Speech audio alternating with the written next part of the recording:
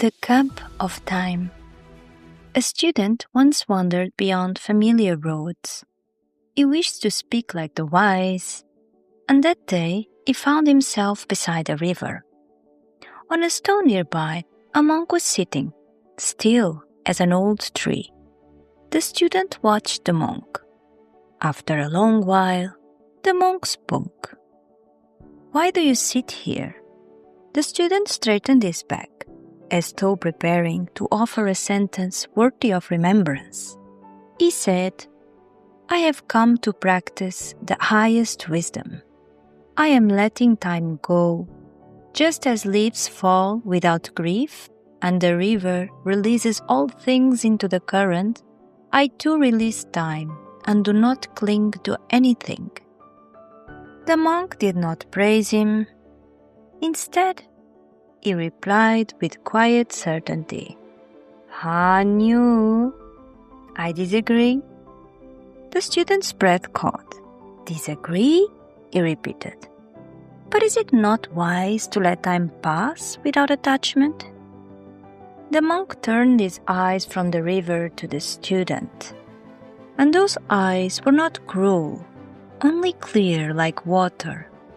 "Tell me," the monk asked, "when you say you let time go, where were you holding it?" The student hesitated, his tongue suddenly heavy. The monk continued, his voice slow and measured, as if each word had been polished by centuries. "If one claims he has released the mist, we must ask, did he ever catch it? To let go, one must first hold. So I ask you, when did you seize time?" The student looked away. "Time is like this river," he said. "It slips through my fingers. One cannot grasp it." The monk's expression did not change, but his words became sharper like a blade made of compassion. "And so you blame time for your emptiness," he said. The student flinched. The monk went on. "You speak as though time is at fault for being what it is. You call it slippery, and then you call yourself wise for not holding it."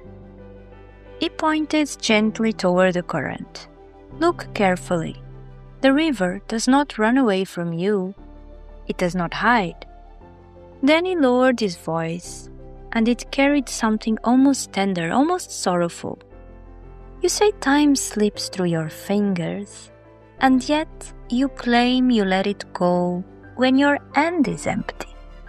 The student's face tightened, as if he were struggling not to be seen. "But," he whispered, "how can I hold what will not stay?" The monk rose.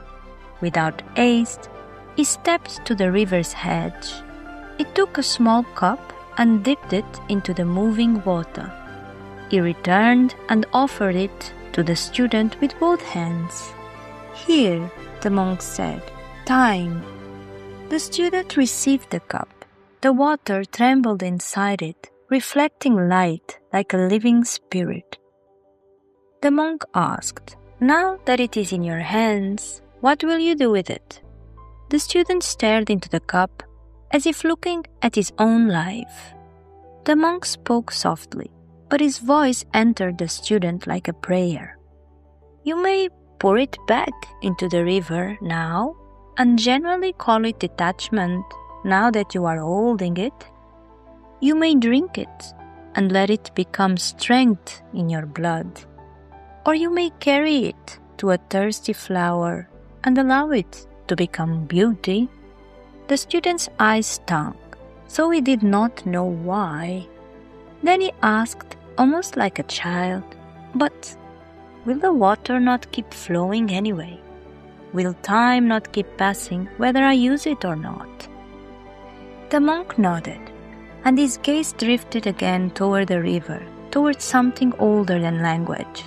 "Yes," he said, "it will keep flowing." He paused, and the pause felt like the opening of a door. "Time is not a straight road. The monk continued. It is a returning. It comes as morning and returns as morning.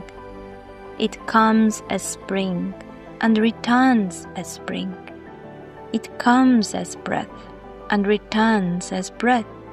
Then, with quiet force, he added the truth the student had been avoiding. Do not blame time for its nature, simply to excuse your own. The student lowered his eyes. The monk's tone softened again like warm rain. You cannot stop the river. He nodded toward the cup in the student's hands, but this moment has entered your palms. And though the flow is endless, what you do with what you hold is not meaningless. The student looked at the water again. He understood then. He had not been letting time go. He had been avoiding it. And the river, patient as eternity, would keep returning, not to mock him, but to offer him again and again the opportunity to hold it.